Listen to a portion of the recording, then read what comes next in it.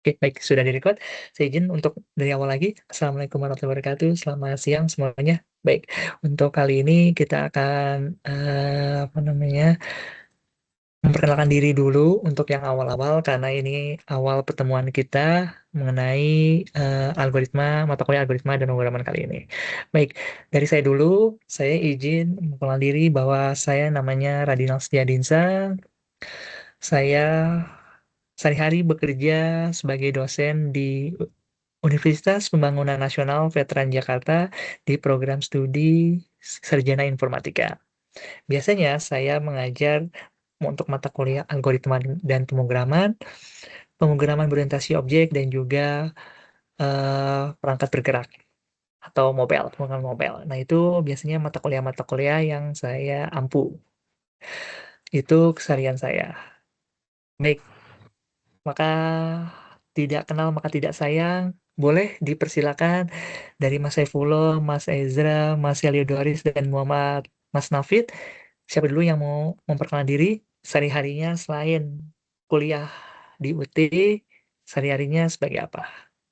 Atau emang fokus kuliah saja? Oke, Mas Saifullah silakan. Baik, Pak. Pertama-tama, Assalamualaikum warahmatullahi wabarakatuh. Waalaikumsalam. Perkenalkan, nama saya Saifullah, saya asal UT Semarang. Aktivitas sehari-hari saya sebagai tenaga guru di pondok pesantren. Alhamdulillah, mantap. Berarti ini sekarang lagi izin ya untuk ikutin topik kali ini? Iya, siang Oh ya. libur. Oh, lagi libur. Yaudah, baik. Makasih. Berarti pas ya. Baik. Ya. Terima kasih. Yang lainnya, boleh dipersilakan. Ada Mas Ezra, Mas Heliodoris, boleh silakan. Selamat siang semua. Selamat sore. Selamat siang.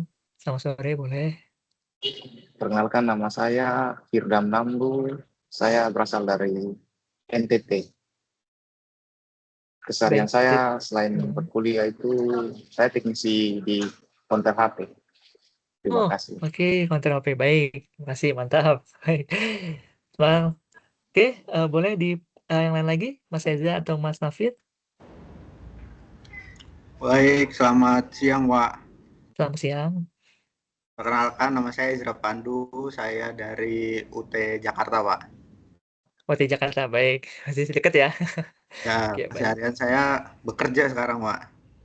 Sebagai? Di PT Gajah Tunggal, Pak. Engineering. Oh, mantap. Berarti masih menyempatkan kuliah ya? Menyempatkan, Pak. Sedikit-sedikit. Ya, baik. Mantap. Terakhir, Mas Nafid. Baik, terima kasih, Mas Ezra. Dipersilakan.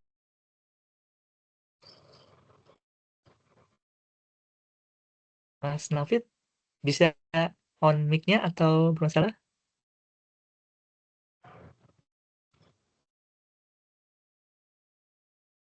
Halo? Oh, bermasalah Pak, bentar. Oh iya, baik. Nggak apa-apa. Bermasalah.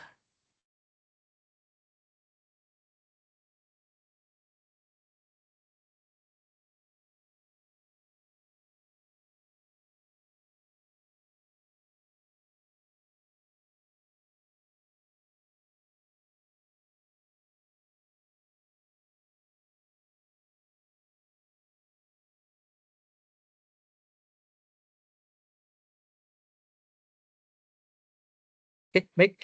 Kalau nggak ada, saya izin untuk share screen terlebih dahulu. Jadi agenda kita untuk tur 2 kali ini, kita akan ngebahas materi 1 sampai 5 dan juga akan ngebahas tugas 1 di akhir. Sehingga nanti selesai dari web ini, yang belum mengerjakan tugas atau ada yang ingin masih bertanya tentang materi 1 sampai, ya nggak apa-apa, mau Mas Nafi.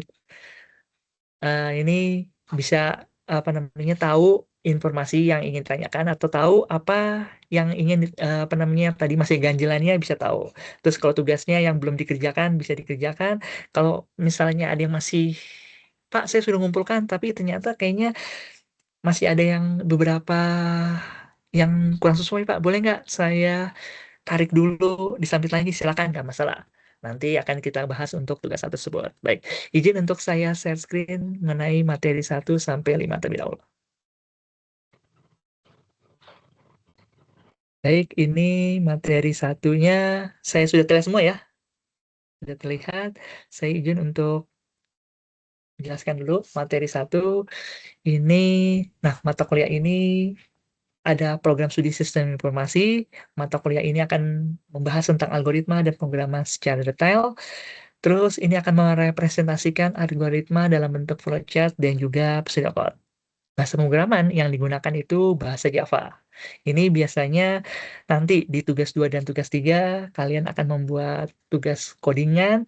Ini bahasanya ini banyak dari yang sebelum-sebelumnya itu tidak menggunakan bahasa Java. Oleh karena itu dari awal materi, dari awal pembahasan bahwa algoritma pemrograman ini menggunakan bahasa Java.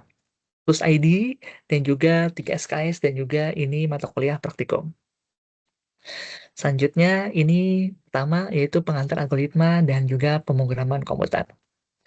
Yang sudah diketahui pengertian dari algoritma, ini ada beberapa pakar yang mendefinisikannya dari Al-Khawarizmi, Donald Eknat, David Bolton, bisa dilihat, Stone and Knut, dan juga Andrei Andreevich Markov. Ini beberapa pakar yang mengenai mendefinisikan tentang algoritma. Jadi apa sih algoritma itu? Yaitu suatu upaya dengan urutan operasi yang disusun secara logis dan sistematis untuk menyelesaikan suatu masalah untuk menghasilkan suatu output tertentu. Itu algoritma. Nih, pengertian dari algoritma juga bisa, kalau seandainya kita mau ke Bogor, itu bisa menggunakan kereta, bisa menggunakan taksi, bisa menggunakan angkot, bisa menggunakan motor, atau bisa menggunakan mobil, macam-macam pengertian algoritma itu. Ini salah satu contoh dari pengertian algoritma. Langkah-langkah. Terus, jadi ada alasan menggunakan algoritma. Yang pertama itu efisien, abstraksi, dan juga reusability. Nah, tadi pengertian dari algoritma seperti mata kuliah algoritma dan pemrograman. Jadi, program itu apa sih? Satu set instruksi yang berkode yang dapat dimengerti oleh komputer untuk memecahkan masalah atau menghasilkan hasil yang diinginkan. Program bisa juga dalam bentuk sistem operasi, yaitu ada Windows, Linux, dan macam-macam. Berupa aplikasi yang ada di PC atau laptop kalian, atau bahkan di mobile kalian itu bermacam-macam, ada Firefox, ada Photoshop, Word, dan lain-lain. Nah, itu program aplikasi, itu suatu program. Ini ada bahasa pemrograman, yaitu bahasa pemrograman, bahasa formal yang terdiri set instruksi untuk komputer yang menghasilkan keluaran. Ada bahasa tingkat rendah, itu mesin, bahasa tingkat menengah itu rakitan, dan bahasa tingkat tinggi itu dalam bentuk Java, Delphi, dan lain-lain. Nah, ini ada satu bahasa dan ini programmer. Nah, ini salah satunya biasanya lulusan IT yang dicari menjadi seorang programmer, yaitu orang yang secara profesional bertanggung jawab atas perangkat lunak atau pembuat aplikasi. Jadi, penyelesaian masalah dengan program itu pertama menganalisa masalah dan membuat algoritma. Yang kedua, menuangkan algoritma ke dalam bentuk program. Yang ketiga, mengeksekusi dan menguji program tersebut. Nah, ini ada ekspresi dari algoritma, itu biasanya salah duanya itu dalam bentuk flowchart dan juga dalam bentuk pseudocode. Nah, flowchart bisa dilihat bahwa ada simbol-simbol yang berbeda dibandingkan yang lain. Nah, ini simbol-simbol ini mempunyai fungsi dan juga nama tertentu. Sehingga nanti di materi selanjutnya kita akan bahas. Dan juga pseudocode. Pseudocode lihat ada langkah tulisan atau instruksi yang di depannya itu ada nomor. Pak, kenapa sih Pak kok ada nomor? Gunanya karena instruksi ini itu bisa dibaca oleh orang lain. Bisa dibaca orang lain, sehingga orang lain jika ingin mengoreksi, mengedit, atau merevisi dari tulisan yang sudah dibuat, itu bisa tahu nomor mana atau langkah nomor berapa yang ingin dikoreksi. Kalau seandainya nggak ada, pasti akan bingung. Di bagian yang awal ya, awal itu yang bagian yang mana nih? Karena dari langkah 1 sampai langkah 7 atau bahkan 10, itu langkah awal semua. Mana yang mau atau mau dikoreksi semua. Itu yang perlu diperjelas. Tapi kalau seandainya ada nomornya, oke nomor 3 atau nomor 4, ini perlu kita koreksi ya, kayaknya kurang nih. Ah, itu bisa dikasih tahu atau diperlihatkan bahwa pseudocode itu seperti itu. Nah, ciri-ciri dan manfaat belajar dari algoritma yaitu pertama ada input-output, ada prosesnya, berpola dan logis dalam menghasilkan output, prosesnya memiliki instruksi yang jelas dan juga memiliki stopping rule, berhenti. Manfaatnya itu meningkatkan kemampuan berpikir logis, berpikir sistematis, mempertajam analisis, menyelesaikan masalah dengan cepat. Nih, pedoman penyusunan algoritma. Jadi sebenarnya nggak ada aturan baku dalam menyusun algoritma, yang ada adalah syarat ketercapaian dalam sebuah algoritma. Jika ada input, output, definisinya, finitasnya, dan juga efektivitasnya. Itu aturan baku dalam menyusun algoritma. Baik, itu untuk materi yang pertama. Selanjutnya, materi yang kedua, kita akan ngebahas tentang struktur dasar dari algoritma. Nah, algoritma yang pertama itu ada sekuensial. Algoritma sekuensial itu adalah instruksi yang dikerjakan secara berurutan. Yang pertama, yang kedua, tidak boleh melompat satu langkah perintah pun. Contohnya, sebuah algoritma terdapat 20 langkah, maka semua langkah tersebut dikerjakan berurutan mulai dari langkah 1 sampai pada langkah 20 tanpa melewatkan satu langkah pun. Nah, ini contohnya dalam bentuk flowchart dan juga dalam pseudocode. Sequential urutannya jelas. Pertama, kalau dari flowchart itu start, route A, route B, nggak ada. Dari start langsung calculate. Terus penjelasannya mana? Penjelasan untuk route A, route B-nya. Udah calculate aja. Nah, itu nggak boleh. Terus, dalam bentuk pseudocode. Sama instruksinya dari mulai dan juga diakhiri dengan selesai. Ini jangan lupa. Selanjutnya, seleksi. Seleksi itu digunakan apabila menemukan atau memiliki kasus 2 atau lebih alternatif penyelesaian atau keputusan. Nah, ini contoh seleksi dalam bentuk flowchart itu biasanya ada ya atau tidak atau dalam if kalau dalam pseudocode. Jadi mulai istilahnya usianya, terus ada ya, jika usianya lebih dari 17 maka bisa menonton, jika tidak maka tidak boleh menonton. Nah, ini dan juga selesai. Ini seleksi urutannya. Nah, kalau dalam bentuk pseudocode itu biasa menggunakan if. Jika usia lebih 17 maka lanjut, jika tidak maka Anda tidak boleh menonton. Selesai. Ini biasanya dalam bentuk seleksi. Terus perulangan. Ada yang perulangan itu dilakukan berulang-ulang. Contohnya mandi, makan, dan juga lain-lain. Jadi dalam dunia algoritma, banyak hal yang harus berulang untuk mencapai suatu tujuan. Contohnya, ini dalam bentuk flowchart dan pseudocode. Lihat, ini variabel A sama dengan 100, A sama dengan 0, B sama dengan 100. A sama dengan A plus 1. A instruksinya A lebih besar dari B. Jadi kalau seandainya A lebih besar dari B, maka langsung selesai. Kalau seandainya tidak, lihat, maka tidak, cetak A balik lagi ke atas. Nah, ini perulangan terus sampai dapetin A lebih besar dari 1. Itu contoh dari flowchart. Contoh dari pseudocode-nya, lihat. Dari mulai, deklarasi, terus A, if. Nah, ini ada 551. Jika A lebih B, maka lanjut ke 7. 7 sama, selesai. Tapi kalau else, cetak A, 6 kedua, masuk ke langkah 4. A lebih besar dari 1. A sama dengan A plus 1. Nah, ini memerlukan seksi berulangan algoritmanya. Baik, itu untuk materi kedua. Nah, ini materi ketiga yang ada juga di dalam tugas yang perlu kalian perhatikan juga dari sesi kali ini dalam bentuk flowchart. Yang seperti di awal saya bilang bahwa flowchart itu jenis diagram, grafis, atau simbol yang mewakili suatu algoritma atau proses tertentu. Jadi setiap langkah dalam algoritma diwakili oleh simbol yang sama atau berbeda dan berisi penjelasan singkat setiap langkahnya. Nah, contohnya ini mencari kecepatan, percepatan, jarak, dan waktu. Rumusnya, V sama dengan S dibagi T, A itu V dibagi T. Nah, ini flowchart, ada mulai, terus ada deklarasi, ini ada istilahnya trapesium, ada jejar genjang, ada persegi panjang, ini macam-macam simbolnya. Lihat, dihitung sesuai dengan ada. Nah, keuntungannya dari menggunakan flowchart itu adalah komunikasi, analisis yang efektif, dokumentasi, pengkodean efisien, proper debugging, dan juga pemeliharaan program yang efektif. Tadi ada keuntungan, juga ada keterbatasan. Keterbatasannya itu adalah logika yang kompleks, perubahan dalam navigasi, dan juga reproduksi. Nah, ini yang tadi, Pak, simbol-simbolnya atau gambar-gambarnya itu berbeda-beda. Ya, nih, jadi ada simbol, ada namanya, dan juga ada fungsinya. Lihat dari simbol terminator, dilambangkan dengan persegi panjang, yaitu menunjukkan sebagai awal atau akhir dari proses algoritma. Ini macam-macam. Terus, nama simbolnya preparation, yang kata presium, digunakan untuk dekorasi ini ya, sebuah variabel atau tipe data. Ada nama simbolnya data, yaitu berupa data input dan juga output. Ada persegi panjang, itu proses, misalnya tadi menghitung percepatan lain. Dan ini black to path, lihat, black to path itu merupakan simbol dari namanya itu decision. Fungsinya memutuskan dari kemungkinan yang ada. Jadi jika menggunakan if, berarti harus menggunakan black to path, decision.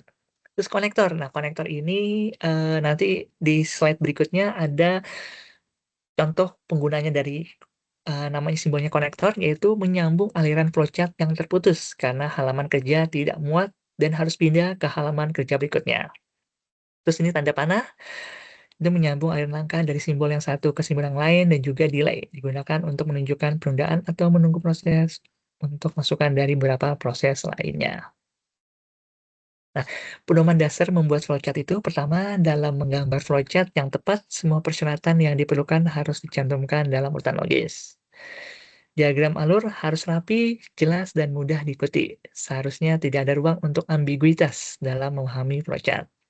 Flowchart itu harus dibaca dari kiri ke kanan atau dari atas ke bawah. Sebuah simbol proses hanya dapat memiliki satu garis aliran yang keluar darinya.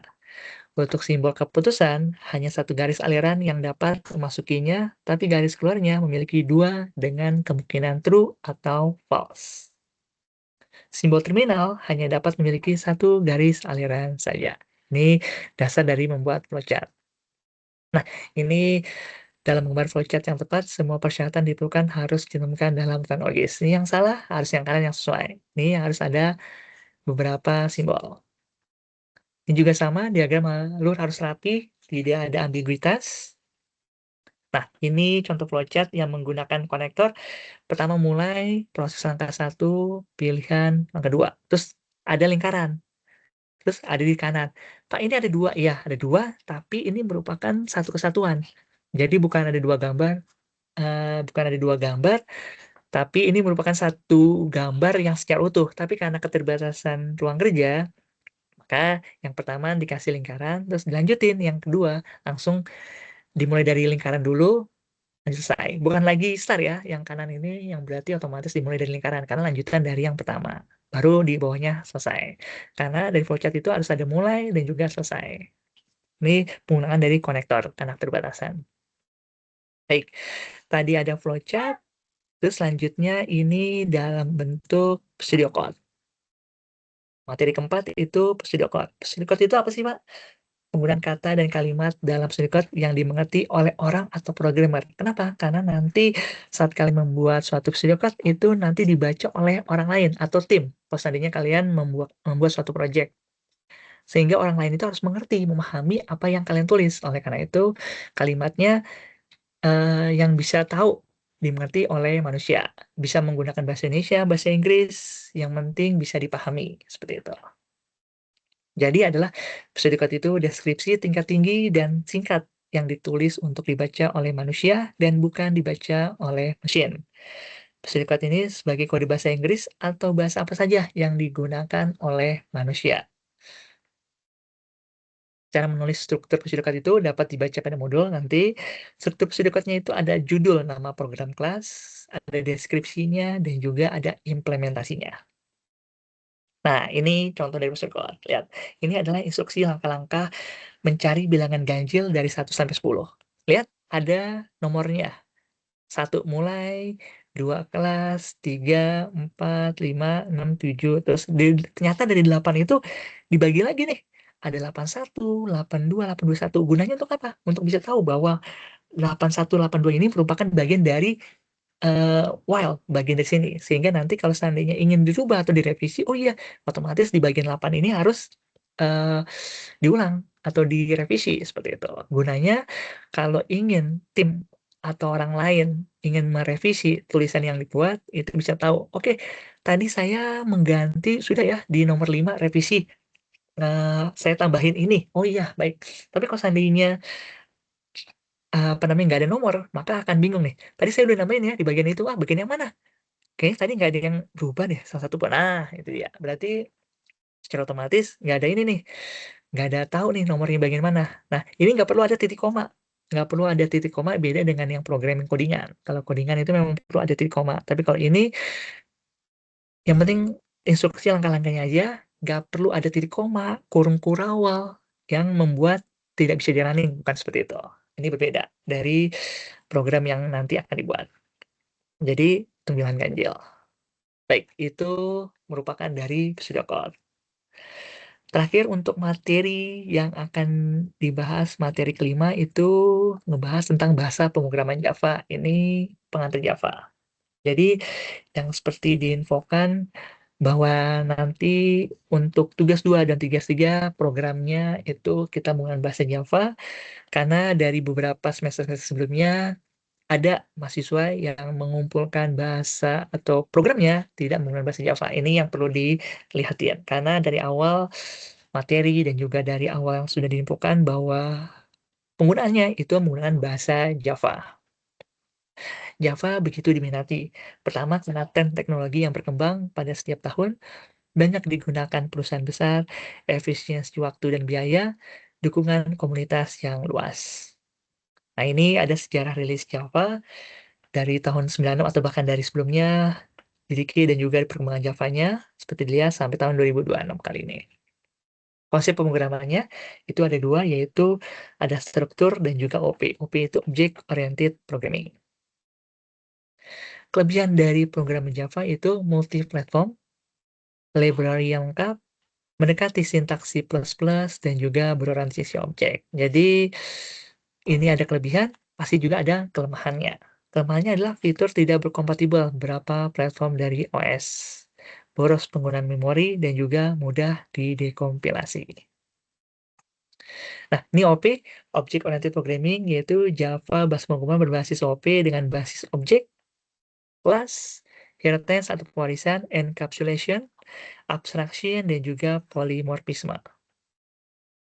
OP, objek itu bagian terkecil pemrograman yang memiliki sifat dan karakteristik. Karakteristik objek itu mempunyai atribut, properti yang dijadikan sebagai state. Kalau properti adalah identitas atau suatu nilai yang dapat ditulis untuk menggambarkan objek itu sendiri. Kalau objek mempunyai metode, yaitu sebuah fungsi yang berlaku dan untuk mengakses suatu atribut dari sebuah objek. Contohnya, misalnya kan sepeda. Sepeda mempunyai atribut, itu ada pedal, roda, gigi, kecepatan, warna, dan lain. Sepeda mempunyai metode, yaitu pindah roda gigi, kecepatan bertambah, kecepatan berkurang. Jadi pada OP, objek adalah satu bundel perangkat lunak yang tidak lepas dari behavior. Status disimpan dalam variabel, sedangkan behavior disimpan dalam metode. Ini OP dalam bentuk kelas. Jadi kelas tidak lain adalah atribut, properti, dan metode yang didefinisikan. Contohnya bisa sepeda, ada sepeda gunung, sepeda balap, sepeda tandem, dan juga bisa sepeda ontel. Macam-macam sepeda. Terima kasih. Baik, itu materi 1-5. Ada yang ingin ditanyakan terlebih dahulu sebelum kita ngebahas tentang tugas 1 dan lain-lainnya, karena ini ada 4 orang, berarti secara otomatis jika ada pertanyaan bisa langsung dijawab. Ini ibaratnya yang ikut web ini kayak privilege. Pertanyaan bisa langsung dijawab. Silakan, ada yang ingin ditanya dulu mengenai materi 1-5? Ya bisa jelas? Persilakan. Ada beberapa yang masih belum paham mengenai algoritma tentang flowchart atau pseudocode?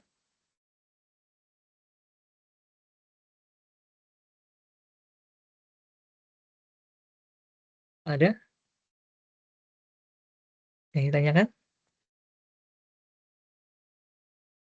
Masih aman semua?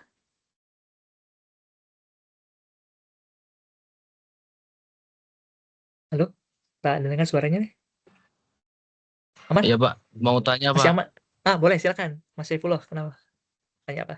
yang maksud dari multi platform itu gimana Pak?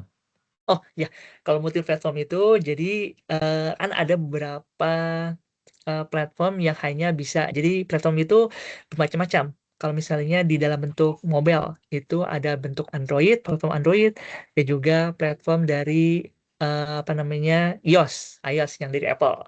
Itu kalau Iya. seandainya dalam bentuk mobile. Kalau dalam bentuk PC itu ada dalam bentuk Windows.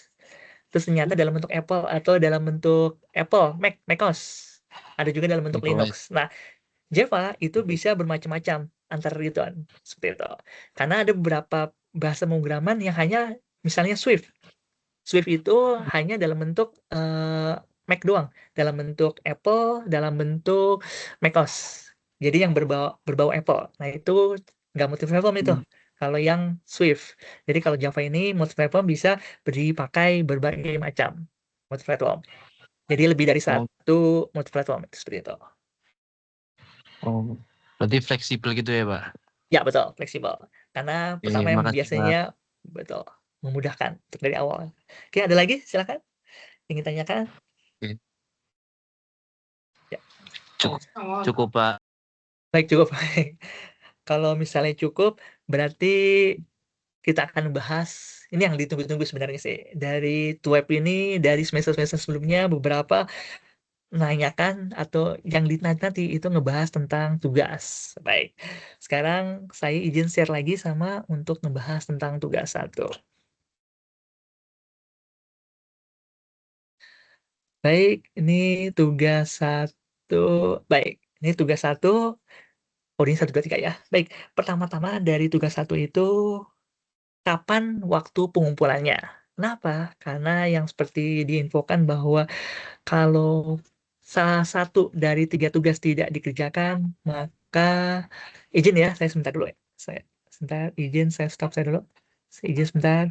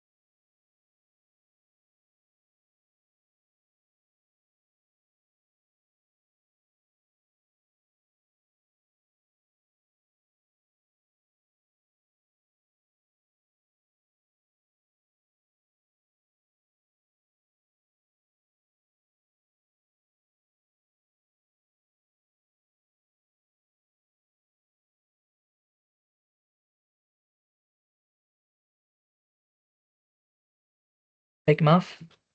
Kita skip. Baik, saya izin lagi tadi share untuk pengerjaan tugasnya. Baik, tugas 1 ya, di pengerjaannya tugas itu deadline-nya sampai minggu depan. Ini sampai hari Senin dari UT tanggal 11 Mei jam 3 sore, 3 waktu Indonesia Barat ya. Ini deadline-nya. Yang tadi kalau seandainya tidak mengerjakan salah satu tugas, maka langsung nilainya E. Oleh karena itu, perlu diperhatikan pengerjaan dari deadline ini. Terus dari ini ternyata baru 5 orang saja yang mengumpulkan kerjaan. Jadi masih ada sekitar 16 lagi. Nah, ini yang perlu diperhatikan. Jadi tugas 1 itu apa sih, Pak? Baik, tugas 1 pertama, buat rangkuman yang bahan dan materinya dari internet. Kalau seandainya dari internet, yang berarti secara otomatis itu harus ada referensinya. Kenapa? Karena mengutip dari internet itu harus ada sumber, kalau tidak berarti maka dianggap plagiat. Yang soal 1A itu algoritma buat rangkumannya dan algoritma dan dunia pemrograman komputer dengan spasi 1,5 dibuat pada Microsoft Word. Tapi nanti saat pengumpulannya kalian dalam bentuk PDF, silakan nggak masalah. Dengan daftar pustaka minimal 5. Kalau lebih, berarti boleh, nggak ada masalah. Yang kedua, sejarah Java dan perkembangannya sampai saat ini. Nah, ini kalau seandainya sejarah, berarti nanti lebih memudahkannya dalam bentuk table. Cari referensi di internet sama berkaitan dengan program Java dan software-software yang dibuat dengan bahasa pemrograman Java minimal 2 software. Seperti itu. Terus, di spasi 1,5. Yang kedua, buatlah algoritma dalam bentuk flowchart dan juga dalam bentuk pseudocode. Nah, kalau misalnya dalam bentuk flowchart dan pseudocode, berarti secara otomatis nggak perlu nih, Pak, programnya perlu nggak? Nggak perlu, karena yang diminta ini hanya dalam bentuk flowchart dan juga dalam bentuk pseudocode saja. Seperti itu.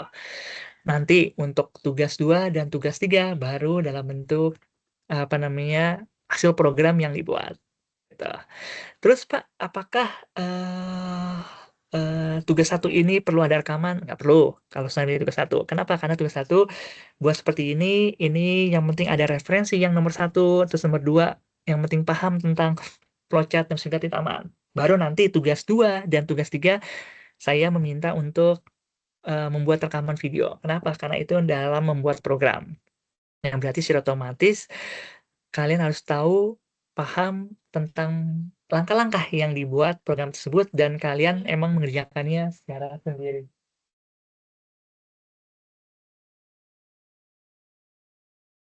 Seperti itu, sendiri.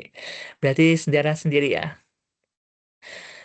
Itu, terus tadi nomor 2, metode flowchart dalam pseudocode itu jika golongan A 5 juta, jika golongan B 6.500.000, jika golongan C 9.500.000. Nah, ini jam lemburnya 1 jam itu 30% dari gaji pokok, 2 jam 32%, 3 jam dari 34% dari gaji pokok, 4 jam 36%, lebih bisa dari 5 jam ini 38% dari gaji pokok. Inputannya, nah ini berarti ada inputan nih, dalam bentuk flowchart dan pseudocode itu golongan dan juga dan jam lembur. Outputnya itu gaji golongan ditambah gaji lembur. Jumlah penghasilannya. Ini merupakan yang diminta dalam bentuk flowchart dan juga dalam bentuk pseudocode.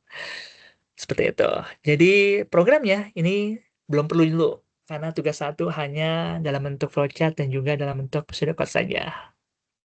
Terus yang seperti apa sih Pak? Seperti ini. Ini ada beberapa contoh dari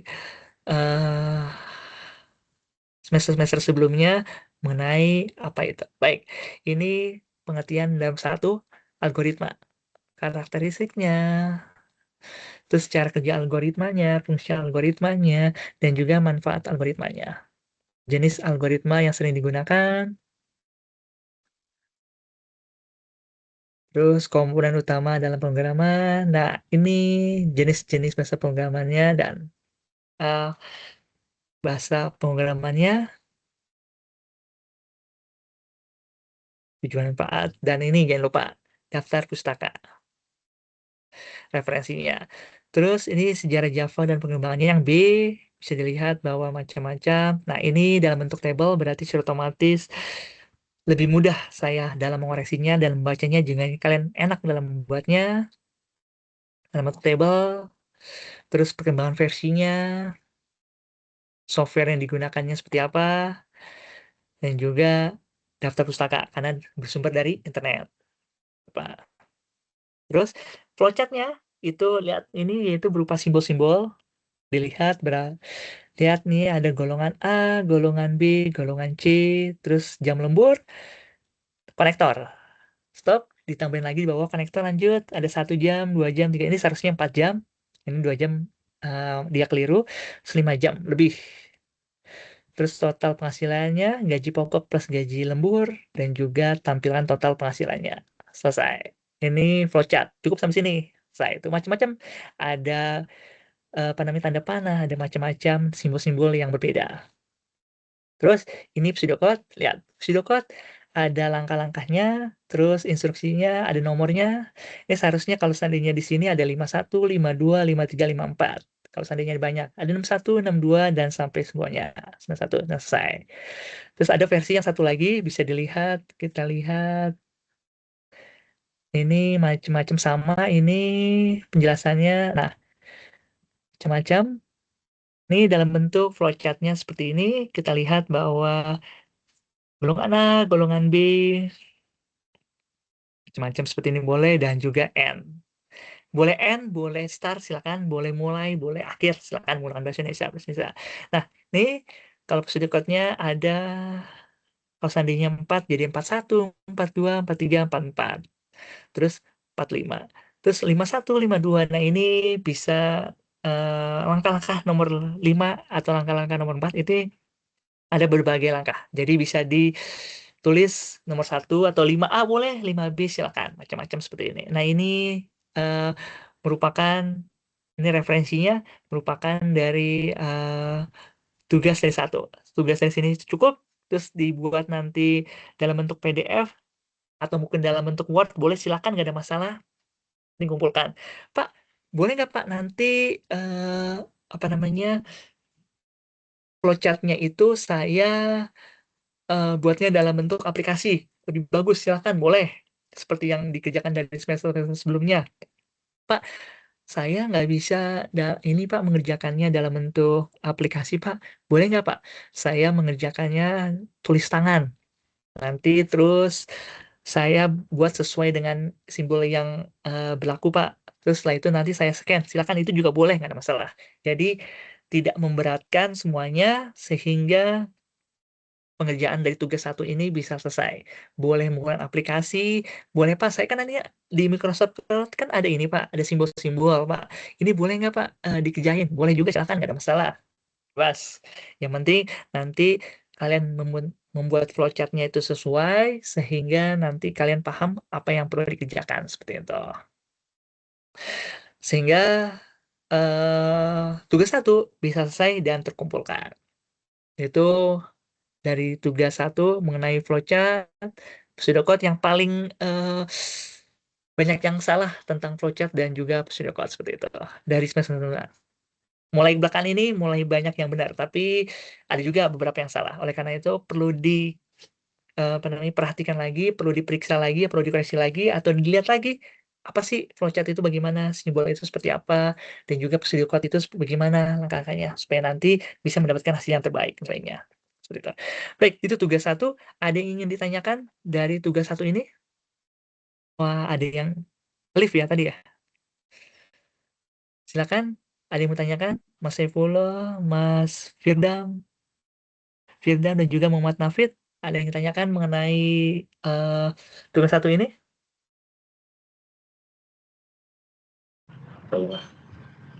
Ya, Mas Saifullah, kenapa? Mau tanya Pak, kan misal Boleh. ngerjakan yang flowchart itu kan saya pakai Draw.io. Habis itu, Daud.io, oke, boleh. misal saya screenshot, habis itu saya kirim dalam bentuk gambar, tak tempel di Word, boleh nggak Pak? Boleh, nggak masalah, silakan. Boleh. Itu boleh, Oh, boleh. Yang penting saat nanti di capture, saat ditampil di Word itu terlihat jelas ya, jangan buram. Jangan saat nanti Mas Saifullah ditempelnya ke dalam Word terus diperbesar, itu blur. Nah, cari yang nggak blur gitu intinya. oke. Makasih Yang Pak, penting terlihat. cukup. Baik, baik. Sama aja boleh, nggak masalah. Itu boleh juga dilakuin. Daud.io terus di capture, boleh, silakan. Bebas. Yang penting nanti bisa terlihat jelas. Oke. Ya, sama-sama Mas Saifullah. Ada lagi yang ingin ditanyakan dalam hal ini?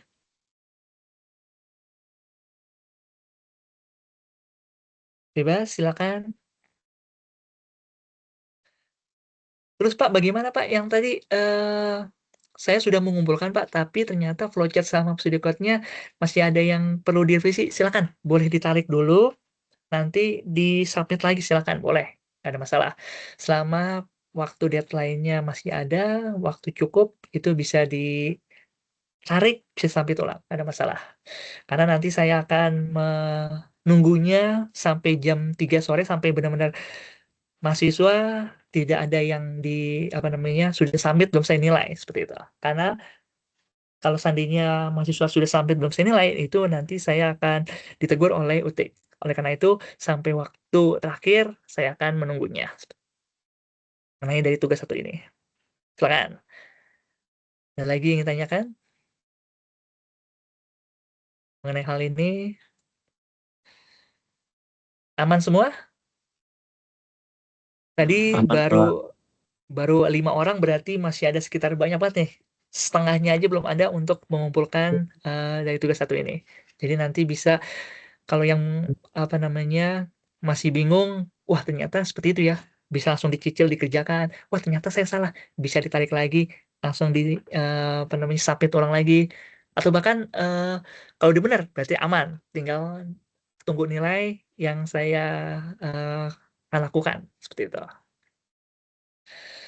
Gimana Mas Saifullah, Mas Firdam, dan juga Mas Muhammad Nafif? Mas Nafid ya, ada yang ingin tanyakan? Kalau nggak ada, berarti saya cukupkan pertemuan TWEB 2 kali ini. Cukup, Pak. Sudah jawab, baik, sudah jawab semuanya. Baik, kalau sudah terjawab semuanya, boleh izin on kamera, saya izin capture bukti bahwa TWEB 2 kali ini sudah terlaksana. Oke.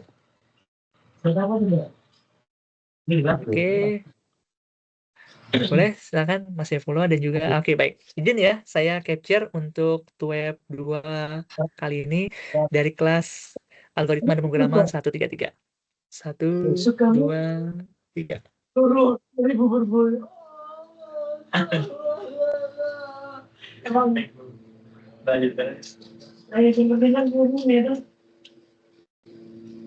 Baik, saya sudah capture. Terima kasih untuk